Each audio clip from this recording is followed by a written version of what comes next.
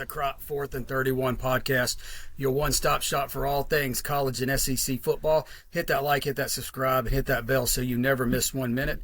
I'm your host, part of the Killer Bees broadcasting team, the Chad Bolick. With me tonight, we got the man, the myth, and the legend, Coach Bo. And we got Brant Bayless Feinbaum on the show. And Mob, tonight is a very special night. It's our first annual SEC End of the Year Awards. We will be giving out our picks for anywhere from Offense of the Year to Best Team. So, as always, hit us up in the comments after the show. Let us know how great we were on these picks. And we all know we're never wrong. Chad, before I begin, I just wanted to let everybody know that I got a gift given to me. It was like an early Christmas present that I bought for myself, and I couldn't get it at time. I was actually gonna use it Sunday. I was gonna wear it Sunday, but I wasn't gonna pay like $17 for expedited shipping. So it got here when it got here. So in my spare time and all the events that happened, I thought it would be great if I would just give myself a little Christmas present. If you all can see that little Catholics versus Convicts T-shirt found on eBay. I believe I paid $18 or $20 for it. I was actually looking for an original, and it said there was an ad that there were two originals, but they were size medium, and I'm not 12 years old, so I can't wear a medium. But anyway, I just saw that and I was like, I got to get it. So anyway, for the nostalgia of college football. Well, you could have gotten that medium and used it as a bib at supper time. Maybe. Yeah, I mean, anyway. Or maybe I could wear it out of my back pocket like a towel or something. Nice. All right, let's get started with these awards. Again, our first annual SEC End of the Year Awards. And like I said, we'll be going from anywhere from offense, defense of the year, defensive coordinator, head coach, success story, best team, etc. Let's get it all started with offense of the year. Brant, what you got? So this was a really difficult pick for me just because Tennessee played so well on offense all year. But I went ahead and I picked Georgia. Just the consistency from Georgia and the fact that they could not be beaten. I mean, it's their offense pulled them back into the game every single time. It was pretty dangerous. They're a dangerous team to play for the whole year. Gunner Stockton was a lot more consistent than I would have thought he would have been. I remember he came in last year for a hurt Carson Beck, and everybody thought that's when Georgia was the most vulnerable last year, is when Gunner Stockton played. But he really came into his own this year, and he tore it up just as I think a lot of Georgia faithful thought he would. The rest of the United States just wasn't convinced, and he went out there and he proved it. So as far as consistency and as far as that you just couldn't keep him out of a game, I just have to go with Georgia. All right, Bo, what you got? My offensive of the year, I went with a team that I just consider to be one of the most multifaceted, most dynamic offenses, and they can play in a multitude of ways, and we saw it all year. When they needed games where they had to score a bunch of points, they did. When they had games they needed balance, they did. I can't remember the game, but there was one game they had 200 rushing, 200 passing, and then they had a game where they just ran the ball against I think it was Auburn, where it was a real defensive battle, and they just ran the football, played field position, and won the game. But my best offense of the year goes to Texas A&M because I think they have a perfect balance of big play capability and an absolutely lights out electric quarterback that I think will be a top 5 pick after next year's draft. And they have explosive weapons on the outside. Their backs are great. The offensive line is really, really good. And when they can run the football and when they're hitting on all cylinders, good luck trying to stop them. I mean, we saw the worst game they had all year, in my opinion, was the first half against South Carolina, where nothing went right. Nothing. And then they came back and in one quarter, I think they were down 31-3 at half. And just in the third quarter alone, they came back and tied the game up. So they can be very balanced. They can hit big plays. And just as an example, Marcel Reed against Notre Dame, I mean, he only completed 17 passes in that game, and he only threw for about 50%, but he threw for 360 yards. And then on top of that, they averaged 4 yards a carry. So when you can get explosion plus run the football, you got an excellent head coach. Texas A&M is my offense of the year. Wow, two good answers, but sorry, guys, not the right answer. The correct answer for offense of the year is hotty toddy Ole Miss. You want to talk about a balanced attack? Ole Miss was balanced all year. That was a phenomenal offense to watch. And just go look at the stats. They led the SEC in total offense. That was an easy pick for me. Trinidad Chambliss, who you may or may not hear this name later in some of my awards, for a guy who didn't really play the first two games, came in and they didn't probably got a little bit better, to be honest, with him in there. So my offense of the year goes to hotty toddy, the Ole Miss Rebel Land Shark, Black Bears, whatever you want to call them. That was my offensive of the year pick. All right, boys. Let's switch gears to defense of the year. And Bo, I will let you go first.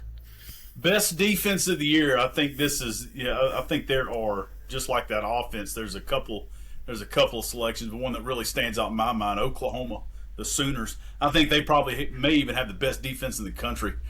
We've seen it on full display a number of times where the defense has really changed the game, making big plays. And in my opinion, Brent Venables is a top 3 defensive coordinator in the country.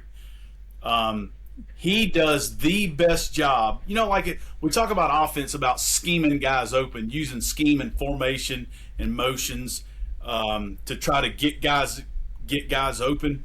Brent Venables probably does at least as good or maybe a better job than anybody in the country at scheming defensive linemen open.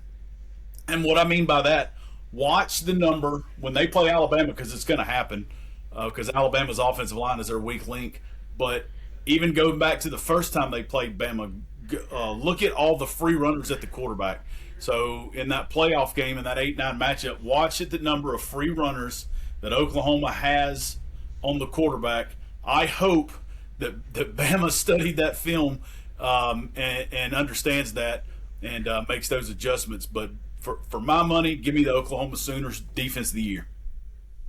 Wow. Defense of the year, I had Oklahoma as well for the exact same reason you did. So really no need to regurgitate what you just said. All good points. Brant, what you got? I as well have Oklahoma.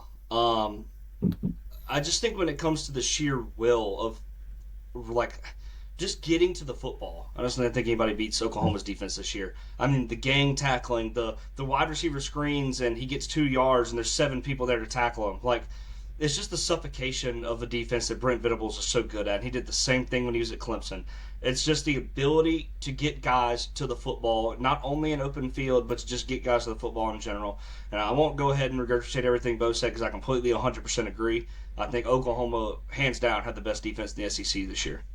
And one other thing real quick, just the effort he gets his guys to play with every play.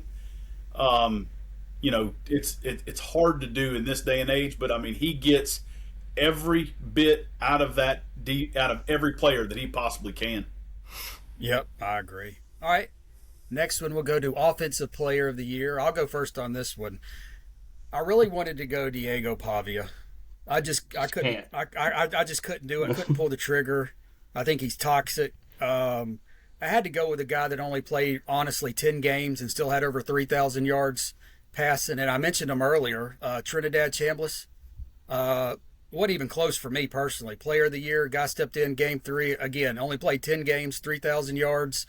I mean, 3 interceptions the whole year, 300 passing attempts. I mean, what more could you ask for from your starting quarterback? Bo, what you got? You just said it. My offensive player of the year was Trinidad Chambliss. Number 1, best name of any quarterback in the country. Number 2, the way he takes care of the football and the efficiency. And I wrote down his stats. I won't go over everything that Chad just went over, but he, like I said, 3 interceptions and over 300 passing attempts. Not only did he throw for over 3,000, he ran for nearly 500, and he had 24 total touchdowns. But most importantly, he had a QBR of 86, which was fifth in the country. And here was a guy last year that was playing Division II football. He was discovered by Charlie Weiss Jr., and then they brought him in and just really, really made that connection. And I hate to say this because I always had a rule as a coach. When I was coaching, players do not lose their position because of injury. But Austin Simmons getting hurt might have actually saved Ole Miss the season. Yeah, and think of this. If Trinidad had started the first two games, he could have 3,600 yards and however many touchdowns, because I'm sure they didn't play any great teams. Oh, definitely. And the fact that he wasn't even invited is a joke. Brant, what you got? So I went kind of a different direction for this. No hate to Trinidad Chambliss. I mean, fantastic quarterback. He did everything he was asked to do. And Ole Miss is in the playoff because of it. I kind of just went a different direction. I feel like people kind of forgot this guy halfway through the season. But, I mean, he still put up 1,500 yards, almost 1,600 yards, I think, in the SEC, which is a very, very tough thing to do. My offensive player of the year is Ahmad Hardy. I mean, I just think, he's a freak. He can get to the edge. He's fast. He's quick. He can bounce around from gap to gap. I mean, that's a guy. I mean, that's an NFL talent. I mean, they could care less if Missouri wins the national championship or gets to the playoff. They care about what that guy can do for them on Sundays. And that guy is a Sunday running back. And I think you'll really, really see. I actually don't know what year he is. I don't know if he's got another year or he's done. But if he is done, he's going to the NFL. Somebody's going to be real lucky to get him. And if Missouri if Missouri retains him for another year, Missouri's going to be real lucky to have him again because that guy's a lunatic when he runs the football. Powerful. He's not like a couple of running backs that we know of where they get touched on their knee and they just kind of fall down. Yeah, he doesn't do that. He's running the football. That's his job. And he doesn't tiptoe around to find gaps. He's going to make his own if there's not one there. And that's what you need in a running back. You need a guy that can hard-nose the football forward, and that's kind of what Missouri got themselves into with him. So Ahmad Hardy is my offensive player of the year, dude. I mean, that guy's a freak. Yeah, I mean, can't argue with that. He certainly should be, up there with Trinidad Chambliss for sure. All right, defensive player of the year. Brant, what you got? So for defensive player, this was kind of tough, just because I'm an offensive guy. I love offense, but I picked this guy because I watched I think one game of Texas A&M football. I think this guy had like 4 sacks in one game. It's Cassius Howell. I mean, this dude is just a man. I mean, he's just a freak, dude. I mean, if he's not sacking people, I think he had like 11.5 sacks this year. When he's not sacking people, he is literally just tossing people around.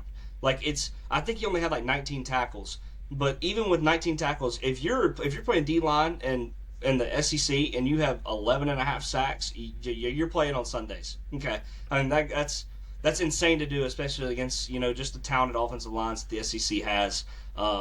So I had to pick him. I couldn't get around it. I really wanted to put Bray Hubbard in here, just as I think Bray Hubbard really impressed. With how he played after the first game, especially he got caught lacking a little bit in the first game, but he really took off after that. So I really wanted to pick Bray Hubbard, but I just couldn't do it and put him over Cassius. So I picked Cassius. Sorry Alabama fans, I'm one of you. Please don't forget that. It's just when you get somebody who has 11.5 sacks and tosses offensive linemen around like they're toddlers, you can't. It's hard to get around that guy. Well, Brant, I hope you don't have any oak trees in your front yard because you just made a mistake, my friend. I'll go next. I had co-defensive players of the year, and one of them was a homer pick, and I'll tell you why. My first one was Cassius Howell, 11.5 sacks. I mean, that's unheard of. My second one was Yanze Pierre from Alabama, and he had like 5.5, 6 sacks, but he also had 10 more tackles than Howell, and he had 3 forced fumbles. So I didn't want to be like a homer and pick, Pierre, because Cassius certainly deserved it. So I kind of went on that. I kind of copped out on that. So you can roast me. I don't care. Bo, what you got? Actually, I had defensive players of the year, and it's funny you mentioned Bray Hubbard because my first one was Bray Hubbard because Caleb Downs won the Thorpe Award and Bray Hubbard had better numbers across the board. I just wanted to throw that out there. I just wanted to mention that tonight. I put Bray Hubbard in there so I could talk about that.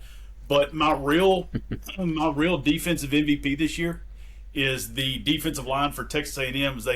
They that sack unit, they led the entire conference in sacks as a team.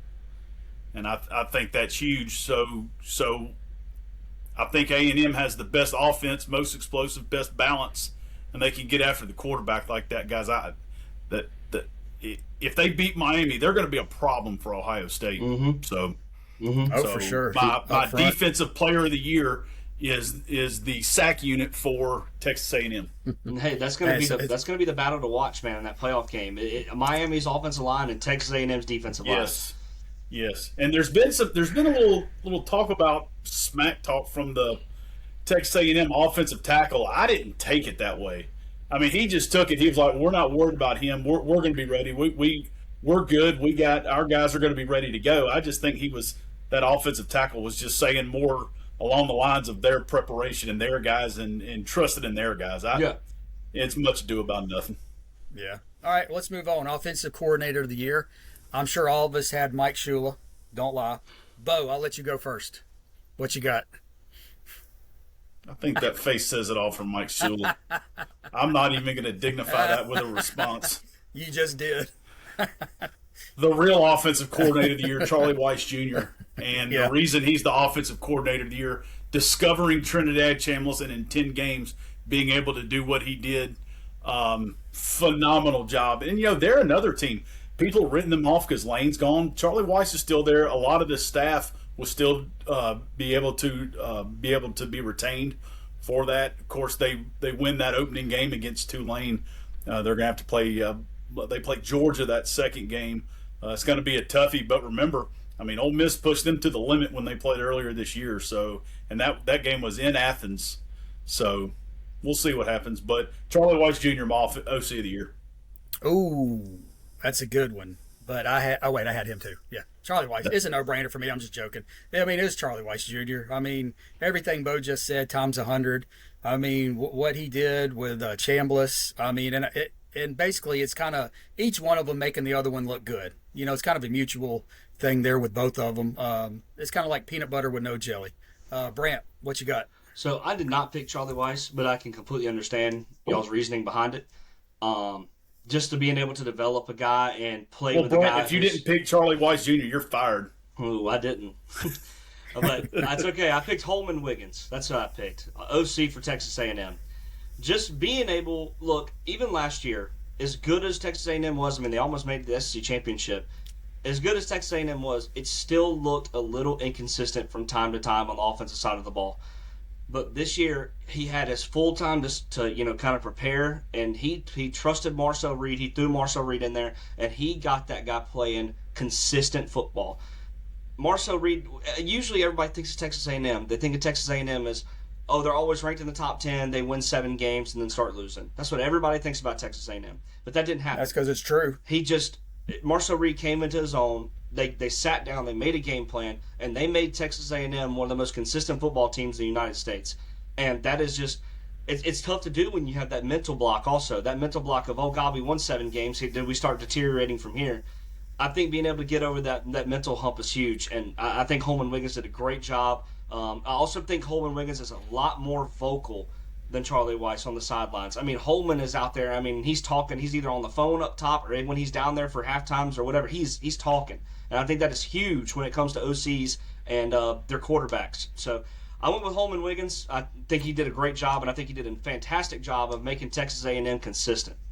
And Brant, to your point on that, just as a spoiler, for those of you that stayed with us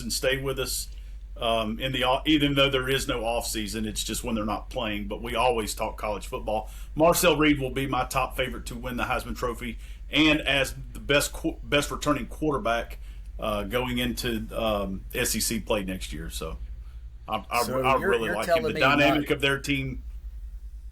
Not one of us had Mike Shula. Huh. Anyway, interesting. Next. All right, moving on. Defensive coordinator of the year, and guess what? This is another homer pick for me because without Kane Womack in that defense, Alabama may be staring at 6-6. So I went with Kane Womack from Alabama. Bo, what you got? Well, excellent choice. Love Kane, former head coach of my South Alabama Jaguars. But of course, if I think that Oklahoma's got the best defense, Venables is the best coordinator. But I will say I do want to give an honorable mention though to DJ Durkin at Auburn. Take him off that Auburn. They only gave up more than 24 points twice. Take him off that Auburn team this year, and you give Auburn a good coordinator, but not a top level coordinator. That's probably a 4-win team. You say, well, Auburn didn't do much better than that, but the 4 wouldn't have been that close. Okay, the 8 losses wouldn't have been that close. Durkin kept him in every game with that defense. Now, the end of the season, everything got kind of skewed because he took on the role as interim head coach, and those were ironically the only 2 games they gave up more than 24 points was those last 2 when he was the interim head coach and calling the defense. So he was probably taking on more responsibility. So honorable mention to Durkin, but give me, for my money, if I could go hire one defensive coordinator anywhere in America to start a football program, it would be Brent Venables. All right, even though he's the head coach. Okay. But everybody knows he runs the defense, so. Fair enough. Brant, what you got? Honestly, great DJ Durkin take. And I mean, I think I kind of hit on that all year with Auburn. I feel like Auburn just never got blown out. They were always right there in every single game. And they retained him for a reason. They brought him back for a reason. So that's a great retain for Auburn and Alex Golesh, and he's going to do a really good job with those 2. However, I do agree with Bo. I just don't see how you don't pick for Brent Venables. And obviously, he can't pay attention to the defense 24/7, but that's what he's got Todd Bates for. I mean, it's just being able to communicate properly between 2 people to a defense is pretty impressive. And the fact that they're still just as good as they've been all year, they haven't deteriorated at all. I think Alabama put up the most yards on them all year, second most, or something like that. But besides that, I mean, you play 10 solid games of football, I mean, you're going to be all right. So I picked Brent Venables. I know Brent Venables plays a huge part in that defense. So I had to take the cop-out pick and had to go with the best defense in the SEC. Oh, and also one thing I forgot to mention about Durkin and being an honorable mention was the fact that Auburn's offense was so bad and that defense was on the field so much, and they played so many snaps. And not only so many snaps, but it was like 3 and out back on the field, 3 and out back on the field, 1 first down punt. Within 5 plays, you're back on the field, 6 plays. And, they played a ton of snaps, but never affected them. Yep, all valid points, boys. All right, Coach of the Year. Brant, what you got? So this one was a little, it was a little easy for me. Look, I picked Clark Lee. And I picked Clark Lee for a really good reason. To be able, now especially, to be able to deal with the attitude and the, pure cockiness of Diego Pavia, but to keep him contained enough to where that he can carry that team till only a 2-loss season, and it's Vanderbilt. Let's not forget that. I feel like people sweep that under the rug. Dude, 2 years ago, Vanderbilt was, a 1 or 2 win team? Or 3-win team? And now they're out here, truly making waves, but not only just making waves in the SEC, they're making waves nationally. You got people who think Vanderbilt should have been in the playoff. And let me tell you, Vanderbilt gets in the playoff. Vanderbilt makes a run. Vanderbilt is freaking good. And I feel like nobody believes that still because it doesn't have the name brand behind it. You know what I mean? It's just something you have to play. Obviously, if Vanderbilt and Ohio State played tomorrow, I'd take Ohio State. But I'm just saying, Vanderbilt would not just roll over for Ohio State. That would be a tough game for them. Just based on heart alone. So I think what Clark Lee's done at Vanderbilt, he's making a powerhouse of a program. And guys, let me tell y'all, there's not a lot of cities in the United States that have more NIL than Nashville. So if there's anybody that can take Vanderbilt and run that program up to the top, it's gonna be Clark Lee. Yeah, and I know Bo remembers this when we were kids. Vandy was about 7 SEC teams homecoming game, and we used to call them the Commodores. So that's how impressive Clark Lee has been. And Coach of the Year, I had Clark Lee. I don't think it's close. What he's done to Vanderbilt, their first 10-win season since World War II. It's crazy. Bo, what you got? Well, one thing about the Commodores, they had a couple of good years when Woody Woodenhofer was there. Remember him? That was kind of like kind of like they played Woody ball. yeah, like mid '90s. I mean, they played some great defense. I mean, they put a bunch of NFL players. Jamie Duncan, remember the linebacker, played a long time. I think he played for the Bucks, maybe played for a long time in the NFL. But you're right, Chad. Other than that, I mean, Vanderbilt has always been a perennial doormat. I mean, since we've been alive, Vanderbilt's only beaten Bama twice. Okay, and that's including the game last year. Yep. So you're correct. And obviously, I took Clark Lea, but I also wanted to give an honorable mention. Josh Heupel, yeah, Tennessee's coach. And the reason I say Josh Heupel is because, A, the way that he gave old Nico the ouster and said, you're not going to strong-arm this program anymore. You're not going to do us like this. You're selfish and you're a me guy. Pack your bags and go to that desolate wasteland known as UCLA. Go get your ass kicked all year. Okay? That, in my opinion, was the greatest move of college football in the offseason. Because then it came out that Nico was he was threatening to sit out if they didn't have more money, sit out of a playoff game. They're getting ready to go play Ohio State, and he's threatening to sit out of a playoff game if they don't give him more money. So I think they got him a little bit more. Then the season ends, hey, I want more. And then they get ready to go to spring, and he says, well, I'm holding out. I'm not going to participate in spring. And Heupel said, peace, see ya. Then he goes in and brings Joey Aguilar in. I believe it was after spring. And for him to take a quarterback like that and the whole apple cart being turned upside down like that, and basically they kind of got left high and dry. And for him to be able to make a selection like that, get a player like that, and to make use of the season that they had. I mean, guys, they went 8-4. Their 4 losses were Oklahoma, Bama, Georgia, and Ole Miss. No, Vandy. Not Ole Miss, yeah. Vandy. Guys, every one of those teams won 10 games, and 3 of them made the playoffs. So for him to do that and to be able to keep the team together like that, I don't think Josh – I mean, I know we hate Tennessee here, but you got to give credit where credit's due. He's a heck of a coach. And there were people at the end of the season in Knoxville talking about maybe we should move on from Heupel. Why? Why would you even want that?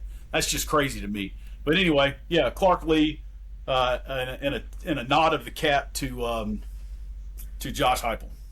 Yeah, I agree with the Josh Heupel thing because, we're all Bama fans here. We both think Tennessee's low down dirty, all Snitches. That. Snitches in good fun most of the time. Yeah. But I don't like Tennessee. But when that happened, it's our biggest rival. How can you like them? And I'll say this, Big Orange, I was a fan of yours for a day.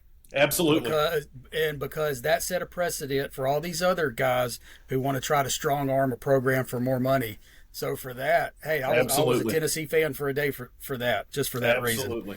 100% the right move to make. Oh, yes, of course. All right. Biggest success story. Bo, what you got? Biggest success story?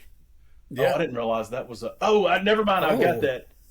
Sorry, I missed it. I put Diego Pavia, and I don't care about what he said about the voters. I feel the same way. It's a garbage award. I mean, if it were truly for the best player, you would have defensive players up there. It's just a quarterback. It's a quarterback award. They need to change the name from the Heisman Trophy to the best quarterback. It's a joke. I can't stand it. And I'm not even saying that Indiana's quarterback didn't deserve to win it. That's not what I'm saying. I'm just saying what the award has turned into over the years. It's just ridiculous.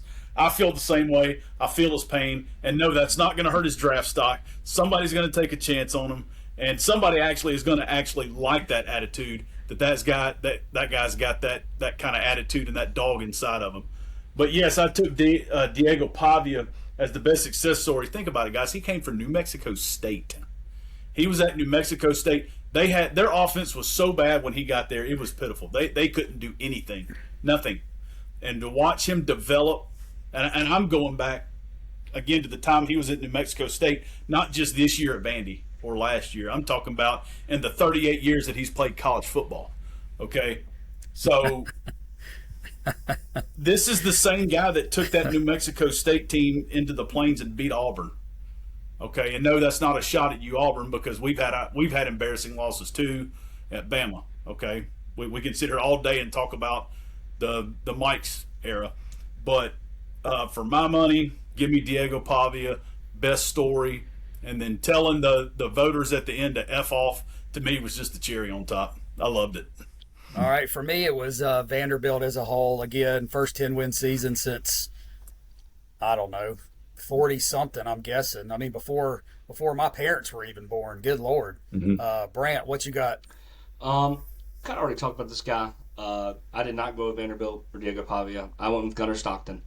I think to have the amount of pressure he had coming into the season of everybody was kind of still on the Carson Beck train, and then he transfers to Miami. I think he really stepped in to the shoes of being a Georgia quarterback. And I said this on our last show I was on. When I think of a Georgia quarterback, I think of somebody that's insanely gritty, who can run, who can throw. And the Gunner Stockton is just all those things. I mean, I really don't see a bad thing in his game. And that's why Georgia is the most dangerous team in the country right now. I mean, they got over their mental hump. They beat Alabama. I feel like it's so hard. It's going to be really difficult to stop that team. So I picked Gunner Stockton. Good for Gunner to be able to deal with all that pressure and stress he had going on, stepped into those shoes. And he really, and Kirby loves him to death.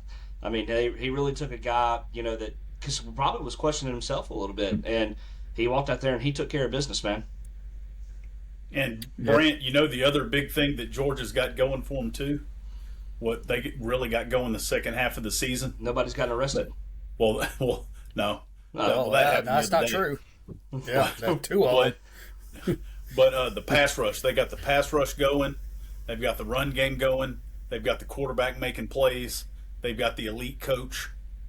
It's going to be tough, man. Yeah. You're 100% right on that.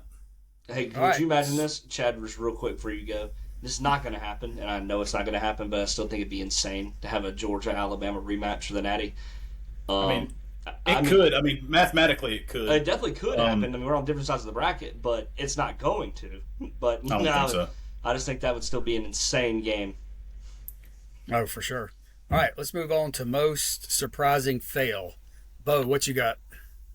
Most surprising fail? Yep. Huh. I got a good one for this one. I didn't even have that down. I missed it. How did I miss that one? I don't know. All right. Change the gears. Brant, what you got? So, I kind of went with more of an identity than I did. I've got one. Go ahead, Brant. I kind of went more than identity than a team or a person. This whole segment. Man, I went with Ryan Grubb. And not necessarily a fail, just not what we expected. You know what I mean? Like, we figured Ryan Grubb's going to come in. And granted, it's not all his fault. I know there's multiple layers to having a great offense. I just, he's the helm of it. He's the main guy that calls it. So it's got to fall on somebody's shoulders, man. And I think that the major inconsistencies that we've run into, especially this late in the season, I feel like it's prepared stuff that we're messing up on. It's not like we're just going out there and throwing 4 picks a game and fumbling the ball around like crazy. Like, we're not scheming correctly. Like, I think it was the first 4th down of the game we had against Georgia. We ran a reverse with Lottie Brooks, and the Georgia cornerback was just sitting there. Like, he knew it was coming. He never moved. They had motioned all these guys to the left, and they had a guy in the slot running a slant. This guy never bit. He sat there and waited the whole time, and we didn't get that first down because they knew it was coming. It's like, it just seems like little stuff like that honestly you can prepare for. You can prepare for that. They watched film. They've seen our 3rd down reverse for first downs to win games, and the weird drag routes we run across the middle for first downs. Like, Georgia has seen all that. So I just felt like we were ill prepared for a game that we should have been mega prepared for. But I just think the Ryan Grubb experiment has just not been what we expected, especially for a high-flying offense that him and Kalen are used to. I just felt like as Alabama fans, we haven't seen the high-flyingness, except for weeks 2 through 6 for some reason. Weeks 2 through 6, we saw it, and then it just kind of dissipated. So for the biggest fail, I put Ryan Grubb and the Alabama offense. It's just way, way too inconsistent. All right, Bo, what you got? A team I thought would be much better this year, and I knew they had a difficult schedule, and somebody that really, really, really disappointed me as a head coach was the Florida Gators. Oh, okay. Woo. All right. Chad, South Carolina or something. Dang it. The Florida Gators and Billy Napier. I mean, and they had multiple good recruiting classes in a row. Yeah. And if you talk to people, I mean, you look at my Field Steel power ratings. Right here, Florida's number 10. He has them as the 10th best overall roster based on his recruiting rankings. And their offense was absolutely atrocious. Lagway got worse. Now he's transferring. And that was another one. The way Florida ended their season last year, I said, oh boy, I know they've got a tough schedule, but look out for Florida. They could really, make a jump this year, and they did. They jumped way in the wrong direction. They were awful. And especially for Billy Napier to be a Saban guy and all the good coaching that he's done over the years. But some guys are good position coaches. Some guys are good coordinators. Some guys are good head coaches. Some guys are just good at one and not the other. So I'm not saying Billy's a bad coach. I'm just saying he did a bad job at Florida, and he would acknowledge that, which is why he's no longer employed at Florida. So the Florida Gators, Billy Napier and DJ Lagway go as my biggest disappointment of the season in the SEC. Well, I had two, and Brant ruined one of them. Mine was South Carolina, a team. Well, that shouldn't have surprised you, given their offensive coordinator. But anyway, Chad. Well, they were 9-4 last year, on the precipice of greatness, of swag with Beamer ball, and then you fall to what, 5-7 or 4-8 this year. Yeah, and whatever. You had it a was. quarterback coming back who was supposed to be one of the best ones in the conference. Yeah. And he was because of the scheme and because of the offensive coordinator, who we will not mention. And my other one was just the whole Hugh Freeze experiment at Auburn. Mm. When he came in, I was a little bit nervous as a Bama fan, thinking he'd get their offense going, but he was terrible at Auburn. They got worse. Their offense got worse every year. Yeah. I don't see how that's possible with him. I guess he just froze up in Auburn. I don't know. The talent got better and the results got worse. Yeah, I mean that's almost. I mean that's impressive in itself if you think about it. You get better talent and you suck even more. That's impressive. I would be willing to bet you out of their starting 22, half of them will play in the NFL. Yeah. I mean, easy. They got some dudes. Yeah, I'm not saying first round talent, but I'm saying they probably have 10, 12, 13 guys that'll get a shot to play in the NFL. Yeah, I agree. At least, I mean, just out of their starters. I'm not even talking about young guys that they're developing now that they may be able to hang on to. Yeah. All right. Got two more categories to do. Most improved team, I'll go first. I had two. I couldn't even decide on the two, so I went with Oklahoma and Vanderbilt. Both of them were kind of bad last year, and both of them went 10-2 this year. I think both of them took huge step forwards from last year. Brant, what you got? I have Oklahoma as well. From Jackson Arnold leaving, they didn't know they kind of didn't understand the spot they were in. And I mean, shout out to Brent Venables again, man. Can't get that guy enough love. I mean, he made them lock in this spring and this summer, and they've become a powerhouse again. Their offense is a little inconsistent from time to time, but I mean, on a good day, Oklahoma's hard to beat. Yep. Bo, what you got? All right, my most improved team of the season didn't necessarily show it in wins, but they showed it in competitiveness. And especially on the offensive side of the ball. That was the Mississippi State Bulldogs. I was doing the cowbell. Oh, granted, they won one conference game, but let's not forget, guys, they beat a third place finishing Arizona State team from the Big 12. And you say, oh, it's the Big 12. But yeah, they finished third, guys. I mean, they're tied for third. They finished third. And Mississippi State had one conference win. Which, I mean, again, shows you the level of difficulty week in, week out. Jeff Lebby, I forget the young man's name, but the quarterback at Mississippi State, he's the highest. Blake Shapen got hurt, and once he got hurt, that's it. Because, I mean, their season wasn't going anywhere as far as wins, and they switched over. What was his name? Jamario Taylor? That's his name. Anyway, he was the highest. He's the highest rated quarterback to ever come out of high school to Mississippi State. And so Jeff Lebby's got him. Hopefully, for his sake, he can hang on to him and build around him. And, Lebby being an offensive guy, they're very competent on offense to build some more defensive pieces.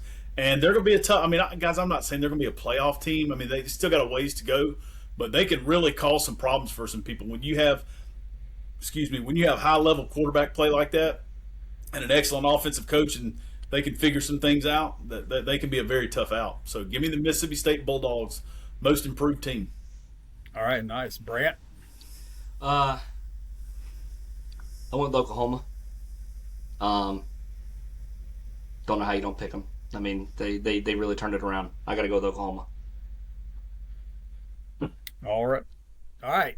Last but not least, the best team. And if we don't have the same three teams, somebody's getting fired. I mean, I feel like Brant, that's pretty. I'll let you go first. Dude, it's Georgia. I mean, come on. All right. Bo, what you got?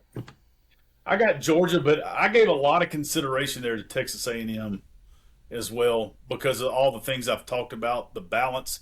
I don't think they have one negative on their football team. I mean, there's some areas that might not be as good as Georgia's, but they have no negatives on that football team. Well, hold on, Bo. Let me ask you a question. Yeah. Let's say Texas A&M's up by 7, and Georgia's got the ball with one timeout and about 3 minutes and 30 seconds on the clock. Who you got winning that football game?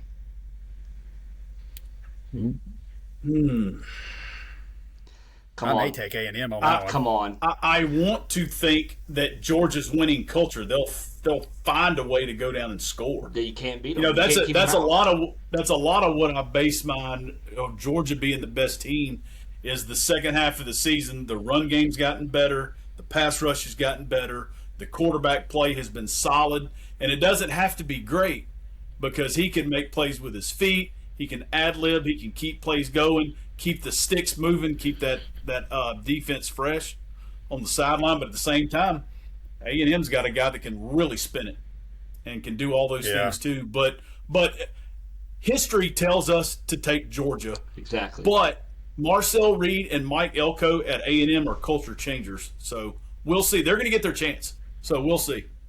Hey, and we could see that in the one of the bowl games too. That could work out. Absolutely could. That would be a dream matchup going into that. That would be a Final Four matchup. That would be phenomenal. That would be great because what that would mean is that A&M would have beaten Miami, then Ohio State, and then they would have to play Georgia in that semifinal game. Yeah, and that would be, and of course I know there's probably some people sitting here going, that'll never happen, never in a million years. Yeah, Indiana's never going to win the Big Ten either. That's why we play the game. And never say never in this day and age in college football. Yeah, and then mine's obviously, who's that coming down the truck? It's got to be Georgia. I mean, they got, they were. At the beginning of the year, you thought maybe they did lose something, but they quickly found it and then just kind of steamrolled everybody ever since. So there's no way it's not Georgia in my mind. Kirby's got that defense locked in, man. They're ready to go. Yeah. All right. So I can't stand that Alabama didn't win the SEC championship, but Bo, is there anything you can't stand? Yeah, I can't stand people that don't understand my position on bowl games. And I'm not saying I don't enjoy watching because I really do. I mean, guys, you give me college football. I mean, I'm going to watch Nevada and Colorado State at 11:30 on a Saturday night. Okay, that's me. I love them. But what I care more about are games that actually matter. Like, for example, somebody blew me up saying, "Yeah, all you SEC people, all you care about are hypothetical matchups that y'all win." No, I actually care about the fact that the SEC went 12-6 against other Power 4 teams in the regular season when the games count. So all I care about are regular season games and then playoff games because that's the nature of college football now. Now, 10 years ago, different argument. Didn't have the same system. Bowl games meant a lot more because I think like in 2019, freeze up. I think in 2019, I think it was the SEC went like 9-2 in bowl games or something. But it was a different system, it was a different time, and the games meant a lot more, right? Now the bowl games, they're nothing more than postseason exhibitions. And again, I think they're good. I think they're great for the coaches to get the extra practices so they can get the young players to play. But they're not played with the same level of intensity. They're not. They have 3 to 4 weeks off. Coaches are going to do things in those games they would never do in a regular season game. You're going to have players sit out, transfer. Coordinators are going to leave and take jobs elsewhere. Coaches are going to get fired. They're going to take jobs elsewhere. It's just not the same.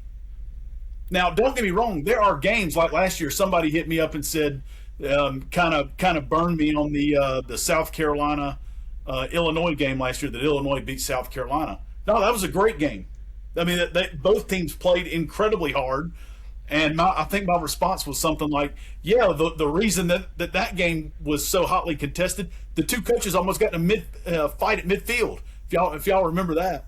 But no, some of these bowl games you usually have one team that really, really wants to play and really wants to be there, and one that kind of just goes through the motions. They get their swag bag and their bowl game watching ring, and then they go home and go on about their business. But I also do think it serves those seniors well to have one last ride, to be able to put the uniform on one last time. And also, one last point on bowl games. Bowl games are so meaningless now. You have, I think there were 10 or 12 teams that just opted out and said, we are not playing. And there were 2 schools, I think it was Kansas State and somebody else, that opted to pay a $500,000 fine rather than play in bowl games. So the system, and Chad talked about this. I believe it was you, Chad, that talked about doing the bowl games in the preseason, like in week 0. So you still get your bowl games, but they actually mean something. It's almost kind of like a preseason game, but they count. So, but maybe that's something they could look forward to. But yes, I will watch every single one, and I will love it because it's college football. But the college bowl season just doesn't mean what it did at one time. Yeah, and I can't stand it. Yep. All right, Brant, you got anything you can't stand this week? Nothing too serious. Got enough death threats for the couple of years. When it comes to, I can't stand it. If you're getting death threats, that means you're hitting the right nerve. So yeah, it doesn't feel that way. For my I can't stand it. It's more so related to coaching. I can't stand it when coaches who go into programs that aren't that good turn them around. Man, and let me tell you something. Jerry Mack needs to be getting all the praise in the world for what he did this past season at Kennesaw State. I mean, they're the second year in FBS, and they were in a conference championship, 10-2. I think they're 10-3 now. I mean, that's insane. I mean, that's like, you want to talk about good coaching and being able to adapt to the NCAA. I mean, there it is, man. I can't stand that Jerry Mack's face is not posted everywhere for everything he's done for Kennesaw State. Because regardless or not, I mean, I know they're not a Power 4 team or anything like that, but Kennesaw State is going to get recruits because of that. They're going to get better players. It's only going to snowball effect from here on out because they've gone out there, they've proven they got a coach who can turn around a program and win. And that means a lot to a recruit, especially coming out of high school, who wants to go to a smaller school first, kind of establish themselves, and then venture off to bigger programs.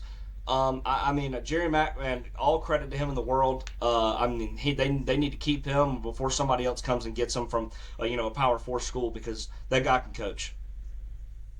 All right. Well, Mob, you heard it here. Let us know what you think about our end of the season awards. Like I said, I think we nailed it. I don't think we did anything obscure or worthy of name calling. So let us have it.